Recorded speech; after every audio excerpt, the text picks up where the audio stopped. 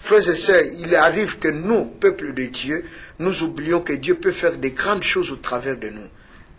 Nous oublions que la grâce de Dieu est toujours là. Nous oublions que la main de Dieu est permanente. Nous oublions que le miracle est possible. À cause des situations difficiles, à cause de la technologie, à cause de vivre dans un pays merveilleux, nous oublions que Dieu existe et que Dieu est là. Non, frères et sœurs, Dieu est là. Il n'a pas changé, la Bible dit hier, aujourd'hui et éternellement, il est le même. Voilà la raison pour laquelle nous animons cette émission. Va avec la force que tu as. Nous encourageons les frères et sœurs dans la foi pour pouvoir persévérer, aller loin et faire de grandes choses. Vous savez, la Bible dit les prophètes du temps passé ont voulu vraiment vivre dans notre époque, au moment de la grâce. Les gens pensent toujours, lorsque nous parlons de la grâce, on a toujours trait au péché. On pense qu'on peut faire le péché, et vivre dans le péché, manger dans le péché, faire tout dans le péché parce qu'il y a la grâce. Non, avec la grâce, au-delà du péché, au-delà du pardon, au-delà du salut, nous pouvons faire aussi des grandes choses avec le Seigneur, avec Jésus. Comme David l'a dit dans les Saintes Écritures, avec Dieu nous ferons des exploits. Inclinons-nous, nous allons commencer la prière pour pouvoir entamer notre émission ce soir dans la grâce et dans le puissant glorieux de notre Jésus. Père Saint, nous te disons gloire, nous te disons merci pour ce que tu es et ce que tu fais. Tu fais des choses merveilleuses pour ton peuple. Seigneur, tu nous permets encore d'être là. Qui sommes-nous, qu'avons-nous pour donner et communiquer à ce peuple? Tout est grâce. Alors nous profitons de cette grâce pour pouvoir apporter ta parole. Seigneur, vois ces couples, vois cette famille, vois tes serviteurs, tes servantes qui se sont donné le temps de se mettre là pour écouter. Ce n'est pas moi l'homme qu'ils veulent écouter, mais toi Seigneur. Alors parle par ta grâce, parle dans leur cœur, parle dans leur vie Seigneur, pour que la parole puisse changer, transformer et fortifier leur vie. Que la gloire et l'honneur te reviennent. Nous rendons nul sans effet, esprit de doute, d'incrédulité, d'opposition, de contradiction à la parole de Dieu. Nous voulons que ta grâce surabonde dans notre vie et pendant ces moments, pour l'amour et la gloire de ton nom, dans le puissant et glorieux nom de Jésus. Ainsi les saints, nous disons Amen. Alors, comme vous le savez, aujourd'hui c'est le lundi de Pâques. Nous sommes toujours dans notre émission « Va avec la force que tu as ». Mais le sous-thème de ce soir, nous voulons parler de la croix à la résurrection. De la croix à la résurrection. Comme c'est un lundi de Pâques, nous profitons de parler un peu de la résurrection. Qu'est-ce qui s'est passé réellement à la croix? Peut-être pas tout dire, mais ne fût-ce qu'apporter une petite pierre dans votre connaissance, en ce que vous connaissez, en ce que vous savez de la croix de Jésus-Christ, l'homme de Galilée, qui s'est donné, qui s'est livré, lui qui n'a pas connu le péché. La Bible dit qu'il s'est fait pécher pour faire de nous des hommes et des femmes libres. Alors nous allons aborder le sous-thème de la croix à la résurrection, juste pour profiter de cette journée de lundi de Pentecôte et puis parler un tout petit peu de la croix. Quelle est l'influence de la croix, de sa résurrection dans notre vie? Notre thème principal, nous l'abordons dans le livre de Luc, chapitre 23. Vous pouvez lire, si vous avez le temps, après le message, après la prédication, Luc 23, nous lisons à partir de... Pour gagner du temps, je lis à partir du verset 39 à 43. Mais dans la maison, pourriez-vous lire à partir du verset 35 jusqu'à 43 pour mieux comprendre ce qui s'est passé réellement ces jours-là à la croix de Golgotha. Je lis au nom de Jésus. La Bible dit ceci: l'un des malfaiteurs crucifiés l'injuriait en disant: n'es-tu pas le Christ? Sauve-toi toi-même et sauve-nous. Mais l'autre le reprenait et disait: ne crois-tu pas, ne crains-tu pas Dieu, toi qui subis la même condamnation? Pour nous, c'est justice, car nous recevons ce qu'ont mérité nos crimes, mais celui-ci n'a rien fait de mal. Et il dit à Jésus: souviens-toi de moi quand tu viendras dans ton règne. Jésus lui répondit: je te le dis en vérité, aujourd'hui tu seras avec moi dans le paradis. Alors, qu'est-ce qui se passe ici? Nous voyons que Jésus-Christ est mis à la croix, il est crucifié. On le met au milieu. À côté de Jésus, il y a 2 brigands avec lui. En ce moment-là, la Bible dit, à partir du verset 35, comme je vous ai dit, le peuple se tenait là, eux regardaient, le magistrat se moquait de lui.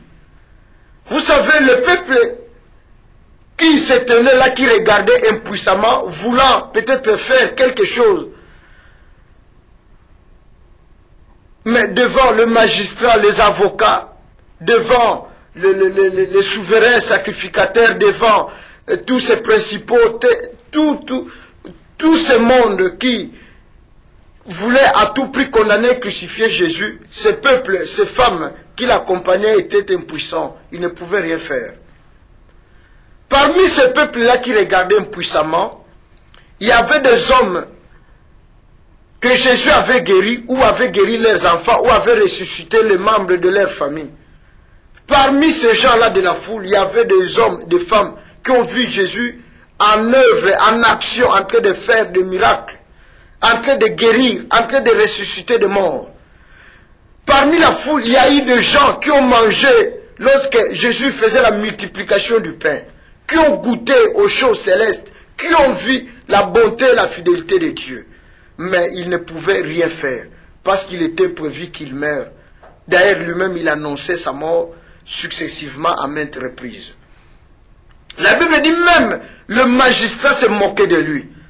Mais il a ressuscité des gens, il guérissait. Comment est-il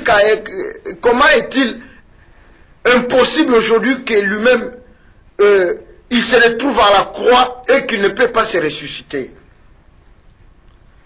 Tout le monde, même les militaires, les soldats se moquaient de lui, à tel point que lorsqu'il demande de l'eau, on lui donne de la vinaigre. Donc, c'est-à-dire, comme on dit en français, seul contre tous.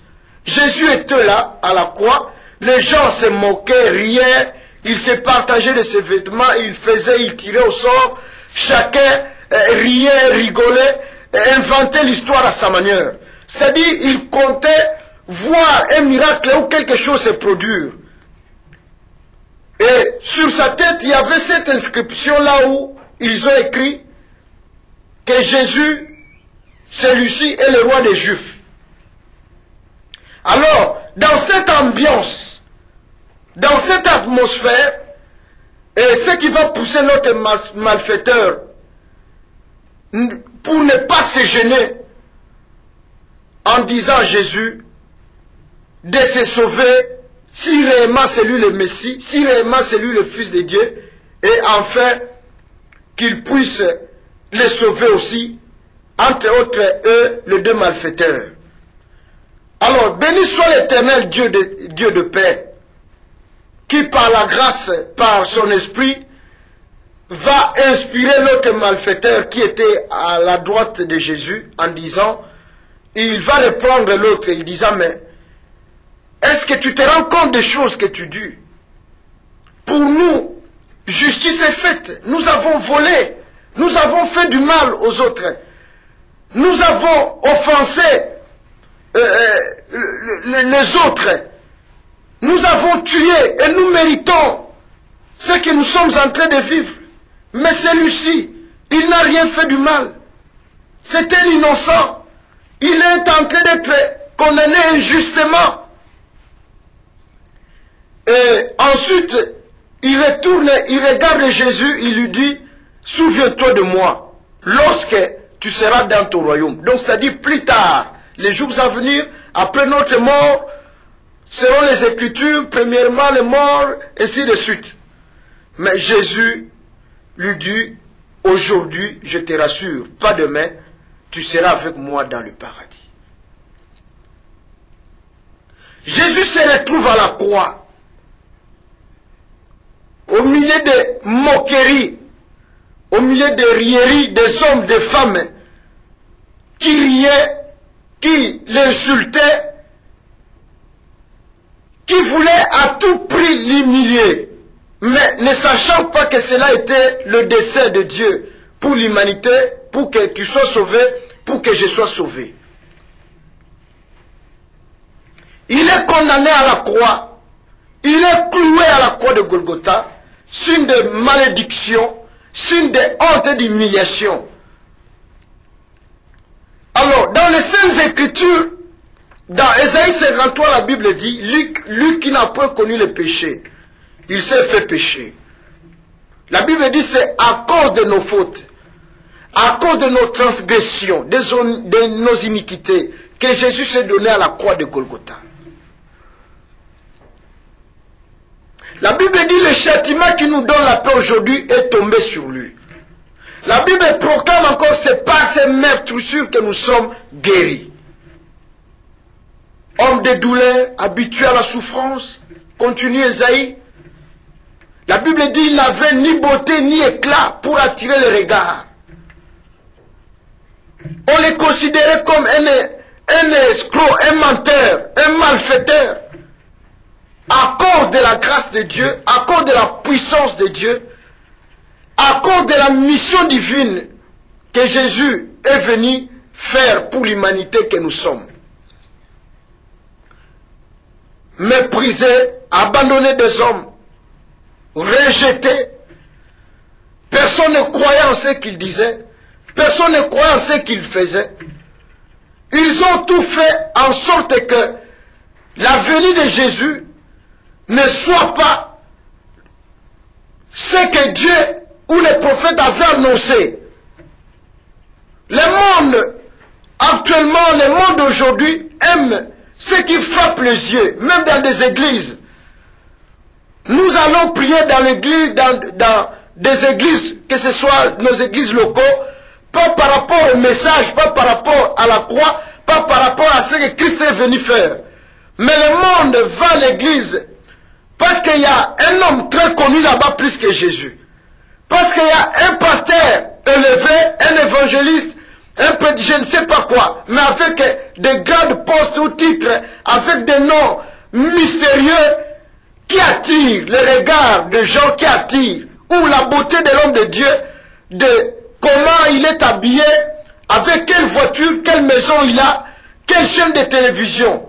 C'est ce qui attire le monde actuellement. Le monde est habitué à ce qui frappe le regard, la beauté. Or, Salomon dit la beauté est éphémère et passagère. C'est la vanité. Le monde voulait que Christ naisse ou vienne, je ne sais pas de quelle manière. Voilà la raison pour laquelle il ne pouvait pas croire et accepter que Jésus soit né d'une femme pauvre, d'un petit village. Je ne sais pas si pour eux, Jésus devait tomber du ciel. Je ne sais pas pour eux, je ne sais pas vraiment quelle imagination ils avaient de Jésus. Mais Dieu voulait que Jésus vienne de cette manière-là. Même actuellement, les choses de Dieu se passent dans ce bas monde. La Bible dit, Dieu parle d'une manière, tantôt d'une autre. Mais personne ne fait attention. Personne ne fait aucun cas à ce que Dieu dit. Pourquoi? Parce que le monde est attiré par ce qui frappe les yeux. Lorsque Abraham se retrouva en face de son neveu Lot, il dit, mais le pays est grand devant nous. Si tu veux aller au nord, moi j'irai au sud. Si tu veux prendre l'est, moi j'irai à l'ouest. La Bible dit, Lot a choisi là où, vous voyez comment l'aveuglement nous frappe. Il a choisi un terrain à cause de la beauté, de la nature, de la verdure. Or, ne sachant pas que le pays qu'il avait choisi, c'était le pays de Sodome et Gomorrhe. Frères et sœurs, nous choisissons, nous aimons toujours ce qui frappe. Ce n'est pas mauvais, la beauté c'est bien.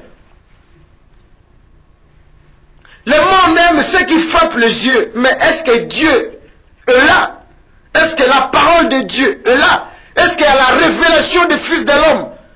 Tout ce que nous faisons, tout ce que nous sommes, que ce soit le mariage, le travail, la parole, l'église, le ministère, doit revenir à Christ et Jésus. Mais malheureusement, ce n'est pas le cas aujourd'hui.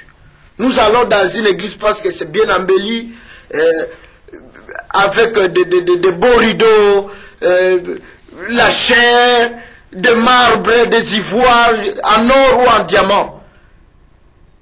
Personne ne fait aucun cas. Si la parole est réellement prêchée, si Jésus-Christ est célébré et loué dans cette église-là, est honoré comme le seul sauveur, est élevé comme le seul sauveur, ça ne nous intéresse pas. Il n'avait ni beauté ni éclat pour attirer les regards. Méprisé, abandonné. C'était lui que Dieu avait choisi. C'était lui que Dieu avait envoyé pour le salut de l'humanité, pour sauver l'humanité. Mais malheureusement, même les voleurs arrivent à se moquer de lui. Si tu es réellement Christ, sauve-toi d'abord, ensuite sauve-nous. Les militaires se moquaient de lui, les soldats. Même les magistrats n'arrivaient pas à comprendre cet homme qui a ressuscité la fille de Jairus, cet homme qui a ressuscité Lazare, cet homme qui a fait la multiplication de pain. Comment est-il possible qu'aujourd'hui, qu'il soit cloué sous la croix et qu'il soit incapable de se détacher de la croix et ensuite de sauver les malfaiteurs qui sont avec lui? La Bible dit que le royaume ne vient pas d'une manière à frapper le regard.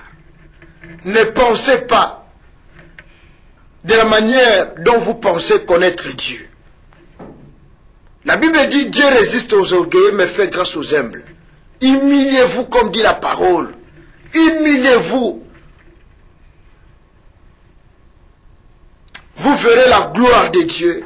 Vous verrez la main de Dieu. Vous verrez comment Jésus-Christ va se manifester d'une manière dans la douceur totale,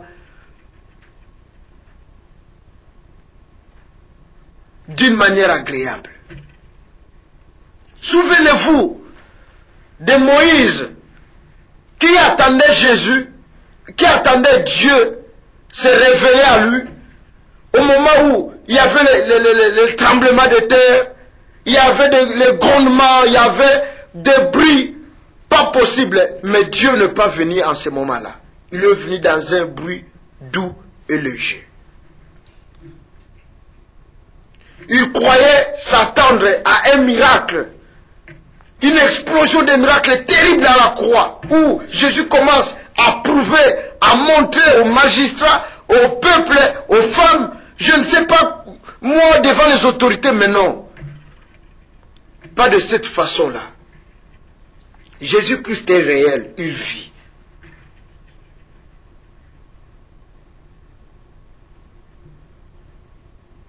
Si réellement tu es le Fils de Dieu, sauve-toi.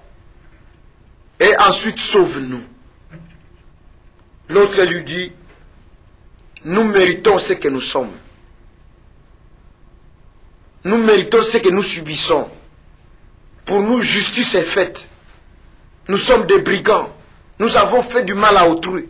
Nous avons volé. Nous avons gagné là où il ne fallait pas. La raison pour laquelle nous sommes cloués, la raison pour laquelle la justice est faite pour nous. Mais c'est Lucie que vous voyez. Il n'a rien fait du mal. Il n'a jamais pris la femme d'autrui. Il n'a jamais volé dans le caisse de l'État. Il n'a jamais fait du mal à qui que ce soit. S'il est là, c'est à cause de nous qu'il souffre, innocemment, pour nous donner de la vie. Si Jésus était à la croix, si Jésus s'est donné réellement à la croix de Golgotha, c'est pour nous donner la vie, la liberté, c'est pour notre salut. La Bible dit, il est l'auteur d'un salut éternel. Ni t'était la croix de Golgotha, ni t'était sa mort à la croix. Mon frère, ma soeur, je ne sais pas. C'est que le monde, l'humanité allait être aujourd'hui. La Bible dit, nous étions tous comme des brebis errantes. Chacun suivait sa propre voie. C'est-à-dire, chacun faisait ce que bon lui semblait. Si tuer était bon, on faisait. Si prendre la femme d'autrui était bon. Si injurier, si faire les dégâts terribles était bon, c'est ce que l'homme se conduisait par son intuition. Mais la raison pour laquelle le Messie est mort, il va mettre fin à toutes ces choses pour que l'homme revienne à la raison. Pensez à la croix de Golgotha. Pensez à cette souffrance atroce. Pensez à cette misère. Pensez à la douleur. Les rois de ce monde aiment la gloire, aiment les honneurs. Mais Jésus est le seul et l'unique roi qui s'est dépouillé, la Bible dit. Dans Philippiens. Il s'est dépouillé.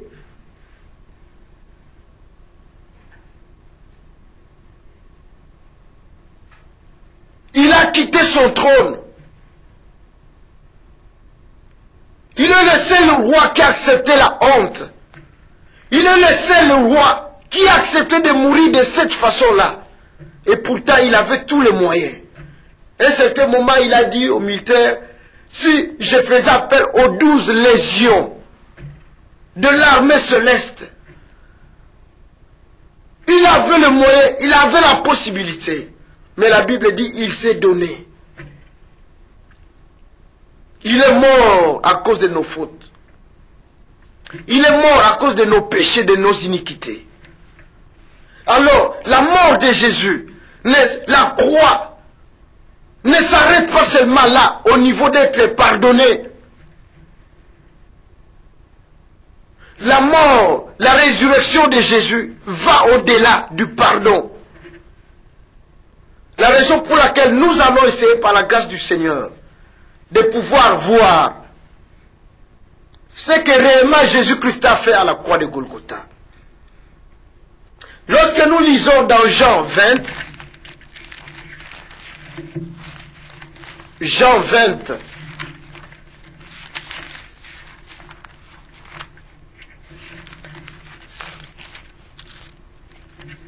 à partir de verset 15, la Bible dit, après qu'il soit cloué à la croix, après la mort, Jésus est enterré. Pour ne pas aller dans tous les détails que vous maîtrisez, que vous connaissez, Jésus est mort. Il est enterré.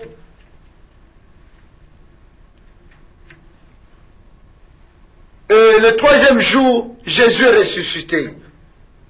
Parce que les femmes qui étaient tout autour de lui ne pouvaient pas supporter cette mort, cette douleur, cette souffrance qu'a connue le Messie. Elles vont ne fût-ce que se rendre au sépulcre de Jésus pour voir ce qui s'était passé, si possible, ne fût-ce que laisser un bouquet de fleurs. Alors, quand ils arrivent là, c'est là qu'ils trouvent deux personnes vêtues en blanc qui demandent aux femmes, pourquoi cherchez-vous celui qui est vivant parmi les morts? De là, réellement, ils vont se rendre compte que Jésus était ressuscité. De là, ils vont se rendre compte que tout ce que Jésus nous disait était réellement la vérité. Voilà pour cela je lis ce texte en disant, Jésus lui dit, femme, pourquoi pleures-tu? Qui cherches-tu? Elle, pensant que c'était le jardinier, lui dit, Seigneur, si c'est toi qui l'as emporté, dis-moi où tu l'as mis et je le prendrai. Jésus lui dit, Marie. Elle se retourna et lui dit en hébreu, Rabouni, c'est-à-dire maître. Jésus lui dit, ne me touche pas, car je ne suis pas encore monté vers mon Père. Mais va trouver mes frères et dis-leur que je monte vers mon Père et votre Père, vers mon Dieu et votre Dieu. Marie de Magdala alla annoncer aux disciples qu'elle avait vu le Seigneur et qu'il lui avait dit ces choses. Donc nous voyons après sa résurrection, parce que Jésus n'était pas encore monté vers le Père, il refuse à ce que Marie puisse le toucher. Paul évoque lorsque ce corps corruptible aura revêtu l'incorruptibilité. Donc en ce moment-là, parce qu'il était encore monté vers le Père, il ne pouvait pas être touché, il ne pouvait pas avoir un contact avec un être humain. Alors, lorsque nous retournons encore dans Luc 24, dans Luc 24, à partir du verset 36, nous voyons là, la Bible dit, tandis qu'il parlait de la sorte lui-même, se présentant au milieu des... Donc, nous voyons dans le chemin d'Emmaüs, la route d'Emmaüs. C'est-à-dire, les gens parlaient au sujet de Jésus. À un certain moment, il y a une troisième personne qui arrive, qui entre dans la discussion, qui parle longuement, ils font un long trajet, mais sans discerner, sans comprendre que la personne avec qui ils sont en train de parler, c'est lui le Christ, le Messie ressuscité. Alors, à un certain moment ici, Jésus leur présente le plat, il dit toucher, vous voyez, Jésus pouvait même manger du poisson avec eux. Donc, c'est-à-dire, dans le jardin, il refuse à ce qu'on les touche. Parce qu'en ce moment-là, il n'était pas encore parti vers le Père.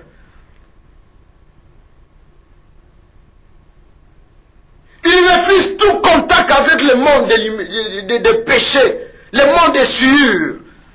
C'est-à-dire, il devrait d'abord aller vers le Père, qui est élevé en gloire, en dignité, qui est béni éternellement. Et revenir ensuite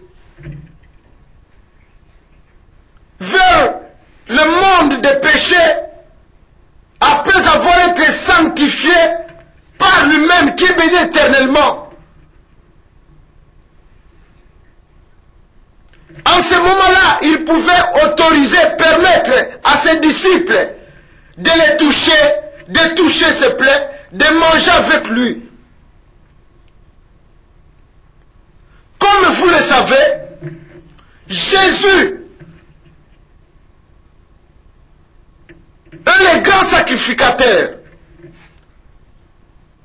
Dans Hébreux 9, la Bible dit ceci: tout sacrificateur, comme vous le savez, est appelé à offrir des sacrifices. C'est-à-dire, le souverain sacrificateur est appelé à entrer dans le temple. Une fois par an, on pouvait l'attacher un fil. Il entre, il apporte une brebis, un animal, c'est-à-dire qu'il va égorger, prendre ce sang-là, verser, pour prier pour les péchés de l'humanité. Or, la Bible dit, il est le souverain. Le seul qui est entré dans le tabernacle, le grand tabernacle qui n'est pas fait de main d'homme, dont Dieu est le seul constructeur. Il a apporté le sang, pas le sang des boucs, pas le sang des animaux, mais son propre sang. C'est-à-dire, il est la victime sainte qui s'est offerte lui-même. Il est entré dans le tabernacle, il a traversé le ciel. Il est entré dans le tabernacle dont seul Dieu, un tabernacle qui n'est pas fait de main d'homme, dont seul Dieu est le constructeur par excellence. Il est entré avec le sang, son propre sang. Pas le sang des boucs, pas le sang des hommes, pas le sang des animaux. Parce que le sang des hommes ne suffisait pas pour le pardon de l'humanité. Le sang des hommes ne suffisait pas pour la rédemption de nos péchés. Le sang des hommes ne suffisait pas pour le rachat. Il va apporter son propre sang. La raison pour laquelle il refusait à ce qu'il soit touché, à ce que Marie la touche, à ce que les hommes l'approchent, à ce qu'il soit en contact. Il devrait monter, traverser le ciel, entrer dans le tabernacle, qui n'est pas fait de main d'homme, dont Dieu était le seul constructeur. Il apporta le sang. Et Dieu agréa les sacrifices. Ensuite, il peut descendre, être en contact avec le monde des hommes, avec l'humanité. Parce que le sacrifice, l'offrande était agréée par Dieu lui-même qui est béni éternellement. En ce moment-là, nous pouvons, la Bible dit, nous l'avons vaincu à cause du sang de l'agneau, à cause du témoignage et du sang de l'agneau d'Apocalypse.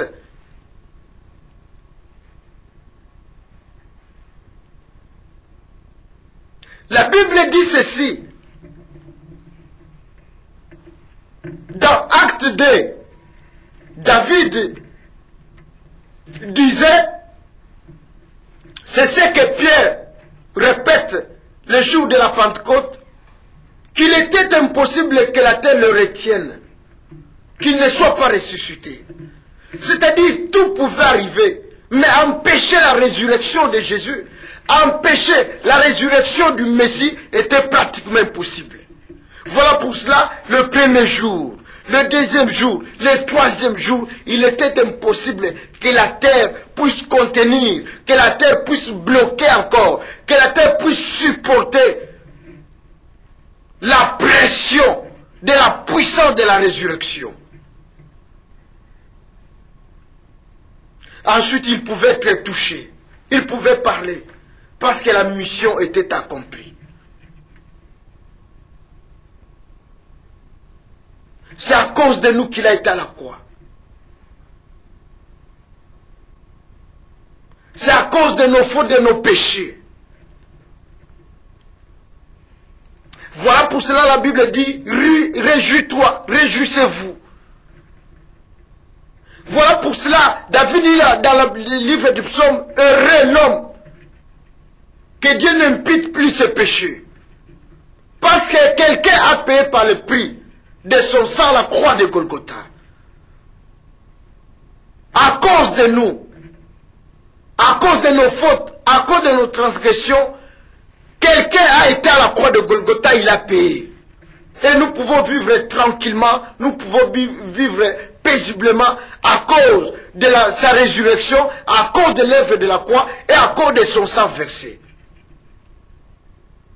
Frères et sœurs, vous qui avez chaque fois tendance à vivre dans la culpabilité, vous qui avez toujours tendance à vivre dans les soucis, dans les inquiétudes, Jésus a été à la croix. Il a payé par le prix de son sang.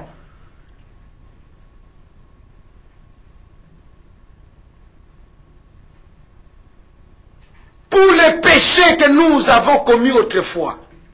La Bible dit, chacun, nous étions comme des brebis errantes. Chacun suivait sa propre voie. Mais Jésus s'est donné. La mort de Jésus, sa résurrection, l'œuvre de la croix, va au-delà du pardon, de la rédemption.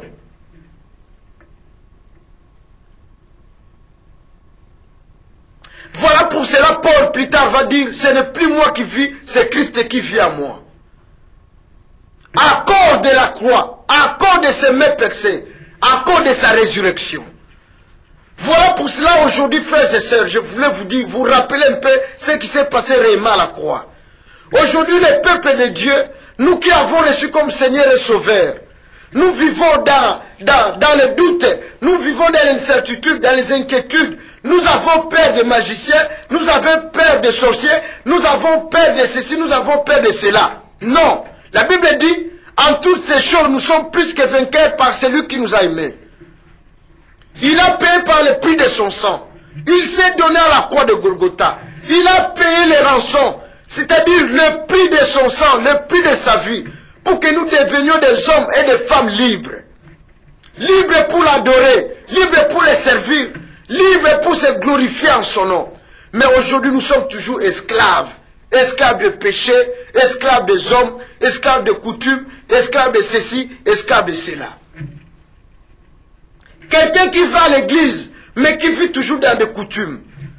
La petite sœur ne peut pas se marier parce que la grande sœur n'est pas d'abord mariée, parce que la coutume exige que la grande sœur, le nez de la famille, soit d'abord prise en mariage, ensuite c'est la cadette. Non.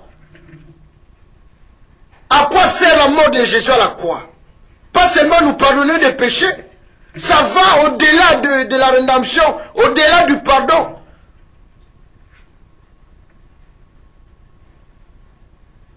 avons peur des sorciers, nous avons peur des magiciens. Nous ne pouvons pas vivre dans cet immeuble-là parce qu'il y a un magicien, parce qu'il y a un voyant ou il y a une voix. Non, frères et sœurs. Alors à quoi sert la mort de Jésus? À quoi sert Golgotha? À quoi sert son sang? Tu ne peux pas avoir un bon travail, tu ne peux pas vivre tranquillement parce qu'il faut donner encore, en dehors de la mort de Jésus, de sa résurrection, de son sang payé comme rançon pour que tu deviennes un homme riche, pour que tu aies un ministère, pour que tu sois quelqu'un dans l'avenir. Tu dois verser le sang de ton fils, ou tu dois sacrifier ton fils aîné, ou ta femme, ou... Non, frères et sœurs. C'est-à-dire que nous n'avons pas encore compris sa mort et sa résurrection. La Bible dit qu'il est la victime sainte qui a porté son propre sang. Il a traversé le ciel. Il est entré dans le tabernacle qui n'est pas construit par les mains d'hommes. C'est Dieu et l'architecte. C'est Dieu le constructeur. Il a porté le sang pour que tu sois libre. La nuit, vous ne dormez pas.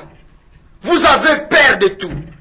Je vais vous confier une confidence. Vous savez, moi, j'avais peur lorsque j'étais encore jeune, lorsque j'étais encore dans le début de ma conversion. Et qu'il y avait un deuil dans le quartier où quelqu'un était mort, surtout la personne que je connaissais. Je ne dormais pas la nuit, il faut que je ne peux pas éteindre la lumière, je dois être à côté de quelqu'un ou de mes parents ou de mes frères pour pouvoir dormir.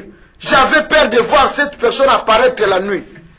Mais la gloire soit rendue à Dieu. La Bible nous dit ceci, lorsque quelqu'un est mort et que sa mémoire est effacée, il ne peut rien voir, ni connaître, ni rêver, ni avoir de vision. Lorsque plus tard, je vais, par la parole du Seigneur, lire ces versets, c'est par là que j'ai compris, ah bon, lorsque quelqu'un est mort, donc la personne est partie, il n'y a plus donc ni vision, ni espoir, ni vie. Mais avant de comprendre ces choses, je vivais dans la peur, dans la crainte. C'est ce qui nous arrive à nous, beaucoup de chrétiens, beaucoup de serviteurs de Dieu. Nous vivons dans la crainte, nous vivons dans l'incertitude. Or, Jésus avait payé. Or, Jésus était mort à notre place. Voilà la raison pour laquelle Paul, comprenant ces choses, il dit, ce n'est plus moi qui vis, c'est Christ qui vit en moi. Donc, avant que quelqu'un me tue, avant que quelqu'un me fasse du mal, il doit d'abord aller premièrement à la croix, c'est-à-dire prendre Jésus. Aller, donc tout le processus qui s'est passé à la croix, la résurrection, il doit prendre Jésus, le mettre à la croix, le mettre au tombeau, ainsi de suite. C'est ça la vraie vie, la vraie liberté que Paul nous dit. La Bible dit, si quelqu'un vous touche à la prunelle de mes yeux. C'est-à-dire, si quelqu'un nous touchait, touchez Jésus, touchez le sang, touchez sa mort, touchez sa résurrection. Or, ce que nous savons, Jésus n'est plus au tombeau, Jésus n'est plus sur la croix. La Bible dit, il est assis à la droite du Père, il intercède. Bien aimé, lorsqu'on dit quelqu'un qui est assis dans une position aisée, donc c'est-à-dire que ce n'est pas quelqu'un qui est dans les inquiétudes, qui est dépassé par les événements. Frères et sœurs, la Bible dit, il est à la droite du Père, assis tranquillement, il intercède, en ce que tu sois riche, en ce que tu deviennes un homme heureux, une femme heureuse, prospère. Comme dit la parole de Dieu, je souhaite que tu prospères à tous égards et que tu sois en bonne santé, et que tu prospères comme prospère l'état de ton âme. Frères et sœurs, la guérison est possible.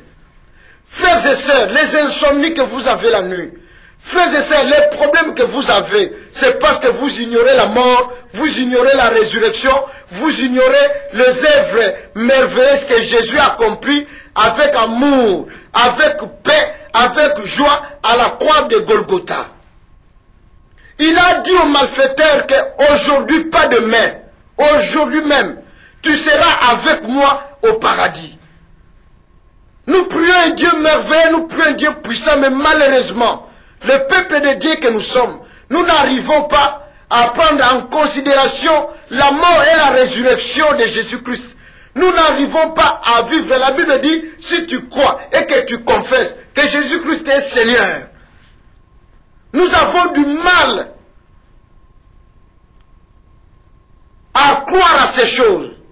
Nous voulons être esclaves des avocats. Nous voulons être esclaves de l'oncle ou du grand frère qui a beaucoup de moyens ou d'une tante qui a beaucoup de moyens que de croire à la parole de Dieu, que de croire à ce que Christ nous dit. Nous voulons chaque fois être attachés aux hommes, être attachés à la culture, aux coutumes, être esclaves des hommes, au lieu de mettre en pratique la parole, au lieu de vivre tel que Christ a vécu, au lieu de vivre selon la manière dont Christ veut que nous puissions vivre dans la victoire, dans la plénitude, dans le miracle, nous avons du mal. La raison pour laquelle il n'y a ni victoire, la raison pour laquelle il n'y a ni guérison, la raison pour laquelle les miracles sont devenus rares dans nos églises, sont devenus rares dans nos vies, sont devenus rares à cause de notre manque de foi. Si Christ a été à la croix, s'il était mort, frères et sœurs, c'est pour que tu aies la vie en abondance. Il dit, moi je suis le bon berger, je donne ma vie pour mes brebis. Quelqu'un était mort à ta place. Lorsque les magiciens viennent, lorsque les sorciers viennent, frères et sœurs, quelqu'un s'est donné à ta place. Quelqu'un s'est donné à ta place. Ce n'est pas toi le garant de ta famille. Ce n'est pas toi le protecteur de ta famille. Ce n'est pas l'eau ou cette bassine que vous mettez devant la porte et remplie d'eau la nuit pour que les sorciers ne vous voient pas. Non, frères et sœurs, ce n'est pas ça. Le sang de Jésus suffit. Le sang de Jésus est plus puissant. Le sang de Jésus peut vous couvrir, peut vous garder mieux. Jésus-Christ est réel. Il est le même hier, aujourd'hui, éternellement. Lundi de Pentecôte, oui. Mais sachez qu'est-ce qui s'est passé à la croix. Il s'est donné, il s'est livré. Jésus-Christ est la vraie garantie. La meilleure assurance qu'il soit. Ce n'est pas nos mutuelles que nous avons en Europe, ou en Amérique, ou au Canada, qui peut nous garantir de la vie, non. Alors dans le psaume 82, la Bible dit, Dieu est en colère, il siège dans le conseil. Il dit, je vous ai donné l'autorité, la puissance. Regardez comment vous mourrez comme des hommes. Alors voilà pour cela Osée dit, mon peuple périsse par manque de connaissances. Parce que nous avons rejeté la Bible. Nous avons rejeté Jésus. Nous avons rejeté la parole. La raison pour laquelle les miracles sont devenus impossibles. Mais la Bible dit, si tu crois, ne t'ai-je pas dit si tu crois, tu verras la gloire de Dieu. Jésus-Christ est réel. Il n'a pas changé.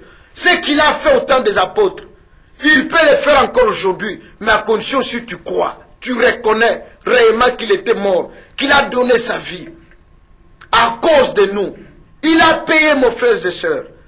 Ne vivez plus dans la culpabilité. Si vous avez péché, demandez pardon. Et que le sang de l'agneau vous purifie. Et continuez la marche. Je ne suis pas en train d'encourager les gens qui aiment le péché et qui veulent vivre dans le péché. Non. La Bible dit l'âme qui pêche, c'est celle qui mourra. Jésus-Christ est réel. Il n'a pas changé, mes frères et sœurs. Il a versé par le prix de son sang pour que tes enfants soient intelligents à l'école. Pour devenir riche, tu n'as pas besoin d'aller voir des voyants, des hommes qui consultent des horoscopes. Ils vont prendre votre date de naissance, ils vont tirer au hasard pour te donner une, je ne sais pas si c'est des, je peux appeler ça des solutions. Ce sont des malédictions inutiles que le peuple de Dieu nous allons côtoyer des magiciens, des féticheurs. Il y a des hommes de Dieu, des enfants de Dieu qui vont voir des féticheurs, des magiciens pour pouvoir faire des miracles. La Bible dit il n'y a de salut en aucun autre nom, car aucun autre nom nous a été donné dans le ciel, sur la terre. Ce n'est que par le nom de Jésus. En ce nom-là suffit, rien que le nom de Jésus. Nous pouvons guérir des gens en ce nom-là. La Bible dit si tu crois et que tu confesses par ta bouche que Jésus-Christ est Seigneur,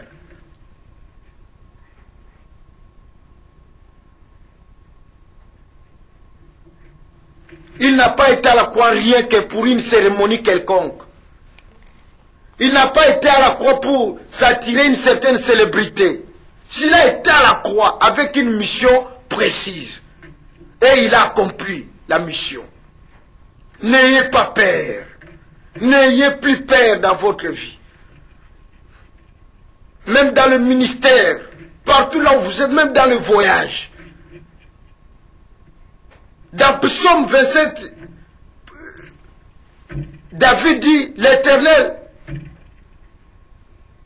est ma force, de qui aurais-je peur, de quoi aurais-je crainte?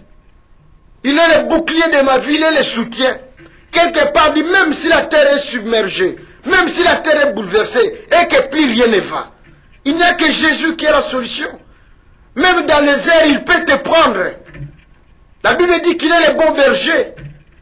David dit encore, si je marche dans la forêt de l'ombre et de la mort, son bâton et sa houlette me rassurent. Je ne crains aucun mal. Frères et sœurs, n'ayez plus peur. N'ayez pas peur. Jésus, lorsqu'il a été à la croix, non pas seulement pour nous pardonner, mais il est le garant de notre vie.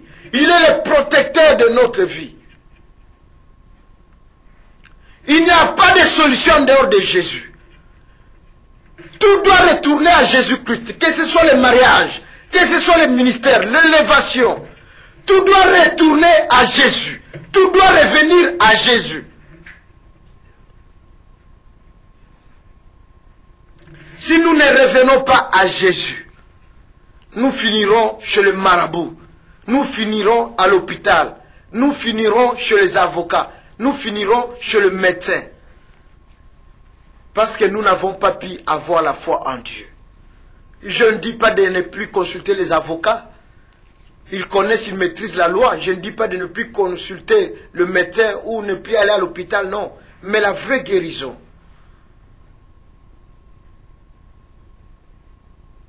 une guérison réelle, c'est Jésus-Christ de Nazareth. La raison pour laquelle il a été à la croix.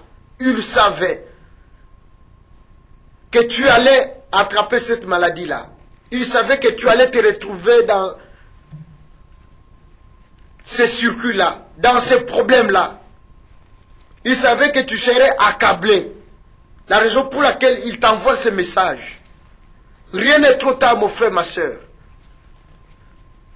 La Bible dit, si mon peuple circuit invoquer mon nom, si mille plus cherche ma face, je l'exaucerai du ciel, je guérirai son pays. 2 Chroniques, c'est à partir du verset 14. Il dit, désormais, mes oreilles seront attentives, mes yeux seront ouverts, j'exaucerai la prière qui serait faite en ces lieux.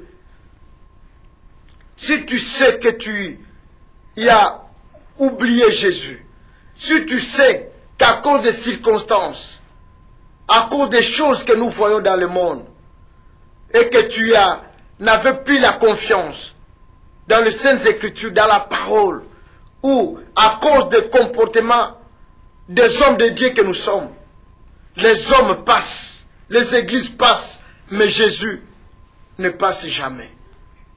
Répands-toi, demande pardon à Dieu. Il dit, si tu crois et tu confesses par ta bouche, il nous pardonne et il nous exauce. Il est capable de restaurer votre vie. Il est capable de changer votre vie. Il est capable d'agir en votre faveur. Il est capable de vous recevoir encore. Il est capable de vous exaucer encore. Il est capable de faire aussi des choses merveilleuses au-delà de ce que tu crois, au-delà de ce que tu imagines. C'est un Dieu grand, c'est un Dieu puissant. Il est compatissant et miséricordieux. Croyez en ce Dieu-là. Croyez en son amour. Croyez à sa fidélité. Croyez en sa grandeur. Croyez au prix payé à la croix de Golgotha. Croyez à ces mains percées, à cette inscription humiliante, le roi des Juifs, à cette couronne des épines, aux insultes et moqueries que le magistrat, même les soldats lui adressaient. La Bible dit, il n'a pas renoncé, il accepta avec amour. La Bible dit dans Philippiens, existant en forme de Dieu, il n'a pas regardé son égalité avec Dieu comme une proie à arracher. Il a fait un pas, il s'est humilié, il s'est dépouillé. La Bible dit, voilà pour cela, Dieu l'a souverainement élevé. L'a donné le nom qui est au-dessus de tous les noms. Le nom de Jésus sauve. Le nom de Jésus libère. Le nom de Jésus protège. Le nom de Jésus peut te ramasser par terre, faire de toi un grand homme. Te donner une place dans le pays. Te donner une place dans le gouvernement. Te donner une place dans l'Assemblée nationale. Te donner une place au milieu des grands, des hommes d'affaires. Cela est possible si tu crois. Et si tu reconnais tes péchés. Si tu confesses qu'il est le Seigneur. Qu'il est Dieu. Qu'il a donné sa vie pour toi. Mon frère, ma soeur, demande pardon. Demande pardon. Si tu as failli quelque part. Si tu n'avais plus confiance en ce nom. Si tu n'avais plus confiance en Jésus. À cause des circonstances, à cause des événements. Peut-être il y a eu un être, tu as perdu un être cher dans ta famille, dans la vie.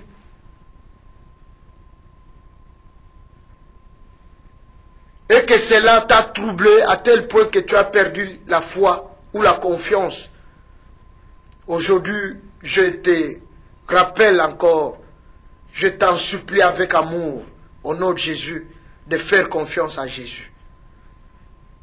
Rien n'est impossible à ce Dieu. Il est compatissant et miséricordieux.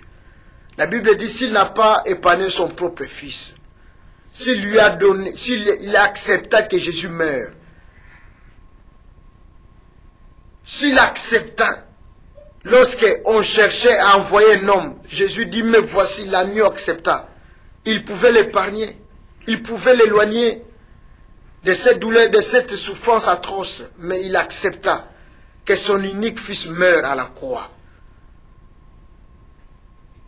Ce qu'aucun roi ne peut faire sur la terre, ce qu'aucun président ne peut faire, donner son fils pour garantir la sécurité de son peuple ou de sa nation. Non, mais Dieu l'a fait en donnant Christ à la croix. Mais Jésus a accepté par amour à ce que tu sois sauvé, à ce que je sois sauvé. Si tu n'as jamais cru à la parole, si tu n'as jamais reçu Jésus comme Seigneur et Sauveur, l'occasion t'est donnée aujourd'hui de le recevoir dans ta vie comme Seigneur et Sauveur. La Bible dit, lorsque tu entends sa voix, n'endurcissez pas vos cœurs. Nous ne savons ni jour ni l'heure. La mort nous guette si la résurrection, si la venue de Christ persiste. La mort nous guette d'une manière ou d'une autre. En dormant, en se réveillant, il est temps d'arranger, il est temps de revenir à Jésus. Il est temps de demander pardon. La Bible dit ceci, même un cheval, même un animal, sait à quelle heure revenir chez son maître pour entrer ou prendre la place dans son enclos. Mais combien plus forte raison l'homme que Dieu a créé à son image selon sa ressemblance ne peut pas entendre la voix du Seigneur, ne peut pas discerner les événements du fin du temps. Il se peut que la douleur, la souffrance, le temps que vous êtes en train de traverser, c'est Dieu qui occasionne cela, qui permet cela pour que tu reviennes à lui. Mais sans discernement, on cherche des voies et moyens, on cherche les sorciers à gauche, à droite, et pourtant ce n'est pas une affaire qui concerne les sorciers, c'est Dieu seul qui t'interpelle pour que tu reviennes à lui. Revenez à Dieu, revenez à Jésus. Demandez pardon là où vous êtes. Le sang de Jésus, le sang de Jésus nous pardonne, nous lave, nous purifie. Le sang de Jésus nous sanctifie. Le sang de Jésus nous pardonne. Si tu n'as jamais reçu Jésus comme Seigneur et Sauveur, vous pouvez prier avec moi en disant, Seigneur Jésus, je reconnais que tu es mon Dieu. J'ai conduit ma vie selon ma volonté. Aujourd'hui, je te demande pardon, Seigneur, de ne pas avoir obéi à ta voix et à ta parole. Je demande pardon de m'y opposer à tes serviteurs et à ta divine parole. Mais ce soir, j'ai entendu ta voix. Voilà pour cela que je demande pardon de tous mes péchés, de toutes mes fautes, de toutes mes transgressions. Par ton sang, purifie-moi. Par ton sang, lave-moi. Oublie mes iniquités. Accepte-moi comme fils, car je suis revenu à toi. J'ai compris qu'il y a des saluts en aucun autre nom. Il n'y a que le nom de Jésus qui sauve. Et accepte-moi dans ton royaume, pour l'amour et la gloire de ton nom, à cause de la croix de Golgotha. Si tu es chrétien, et tu es chrétien ou serviteur, et qu'à cause aussi des circonstances, tu as perdu la foi, demande pardon ce soir. Jésus pardonne, il restaure, il renouvelle. Au nom de Jésus. Tendre Père, nous avons donné ce que tu nous as donné ce soir. Telle est ta parole. Telle est la souffrance que tu as endurée à la croix. Pas pour que l'humanité périsse, mais pour que nous venions à toi. Merci pour les hommes et femmes que tu as disposés ce soir, que tu as mis dans notre disposition pour pouvoir t'écouter.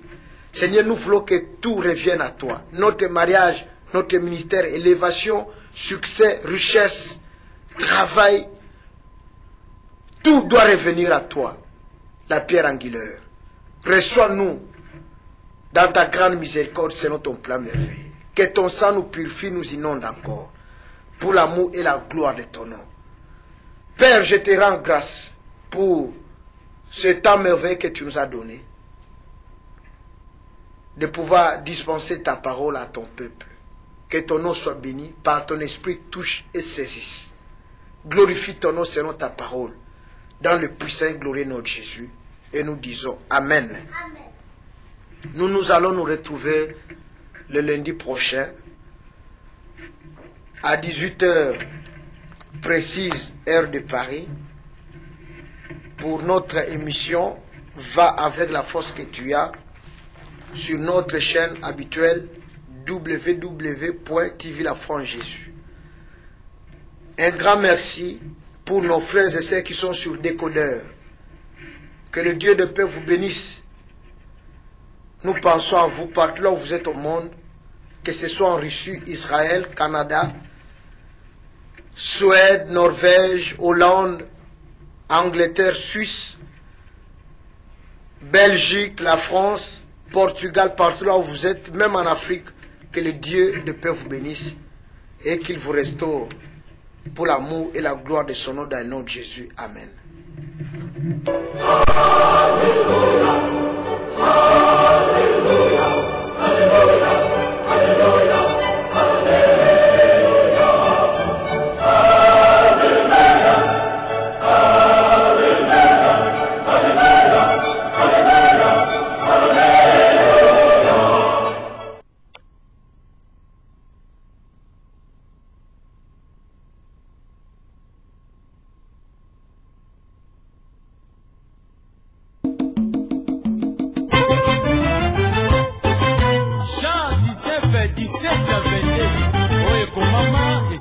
Maman. Ce qui est écrit est écrit. Comment? Ce qui est écrit est écrit. Oye pour maman, et c'est pour maman. Oye pour maman, et c'est pour maman.